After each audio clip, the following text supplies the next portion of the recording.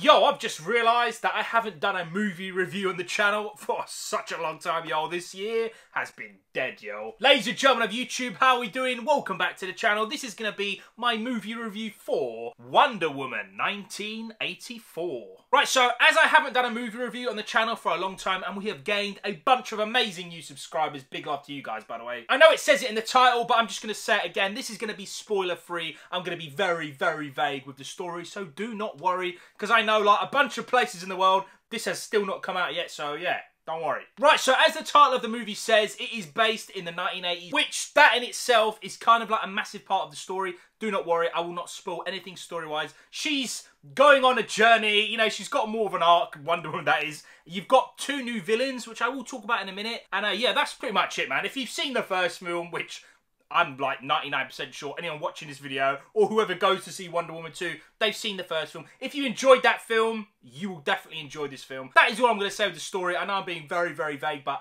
I ain't about that spoiler life, yo. Right, so moving to the cast. First of all, Gal, she is so good, man. Like, she is amazing. As soon as you see her, you're like, yeah, Wonder Woman is back. She is so good as Wonder Woman. She's forever going to be Wonder Woman. I can't see, like, anyone ever being Wonder Woman on the big screen. She's definitely in the same, like, category as, like, Robert Downey Jr. He is Iron Man, you know, Hugh Jackman, he is Wolverine. She is definitely in that category, and she brings a lot of layers, which I will not spoil. If you've seen the first film, which again, I'm sure you have, she's very much like sword and shield, going to war. However, in this movie, she feels more like hopeful. She's still got like the scenes where she just slaps people, don't get it twisted. But she feels very hopeful. It just goes like really well where the movie's based in the 1980s. I don't want to spoil anything, but I really liked Wonder Woman in this movie. She was fantastic. Next, I want to talk about Kristen Wiig, who's playing Cheetah in the movie. She's like the main villain.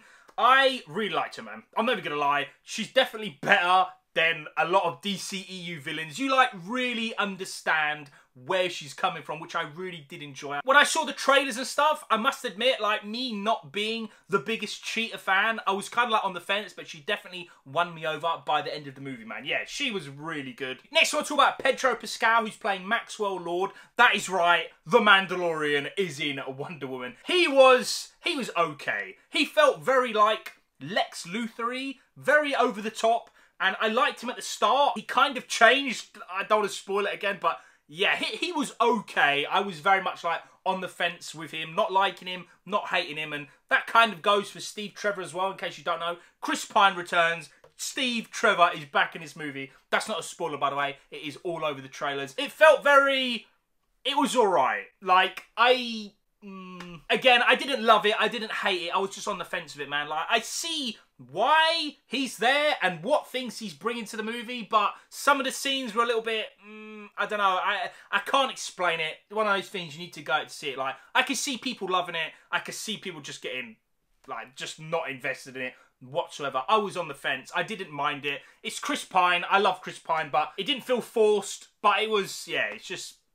It was alright. Now I want to talk about everything else. First of all, the 1980s settings, they smashed it. It looks so good. Just the colour palette, the saturation, the vibe, all that stuff of the 1980s is so good. It works so well in this movie. That and just Gal's performance, easily for me, are the best parts of the whole movie. There's also a lot of action, and it's proper good, man. I mean, if you like, again, you like DCEU action, or you like the action from Wonder Woman, the first movie, you will definitely love this movie. They don't, like, shy away from action. There's brand new, like, elements and fight scenes. It's pretty good, man. And that goes hand in hand with the sound and the visuals. They were so good. Again, I've already said how good it looks, but the fight scenes, all that stuff looked really, really good. The sound, all that stuff, the CGI, the visual effects, it looks so good, man. All that stuff is, like, top grade. However, I do have like one negative, and that is the runtime. Yo, 2 hours and 35 minutes. That is no joke. Like, if you're a massive Wonder Woman fan, you're not going to care about that. I like the character a lot. I just feel, if I'm being totally fair,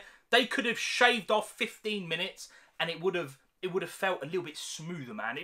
There is a few filler scenes, I'm not gonna lie. I wasn't bored, I didn't get annoyed with it, but it was like blatantly filler stuff. It's a long movie, mate. 2 hours, 35 minutes is no joke. It's a long superhero movie. Again, like, for some people, you won't really mind. For me, it did drag a little bit. Again, I wasn't bored, but they could have shaved off a little bit. Some of like the villain stuff didn't really work for me, but overall I did really enjoy this movie. So yeah, if I'm being totally fair, grade-wise, I think I'm just going to give it the same grade as the first movie. For me, like, it doesn't feel better, it doesn't feel worse, it feels like identical if I'm being totally honest. In fact, yeah, I'm just going to give it the same grade I gave the first film, and that is 8 nerds out of 10.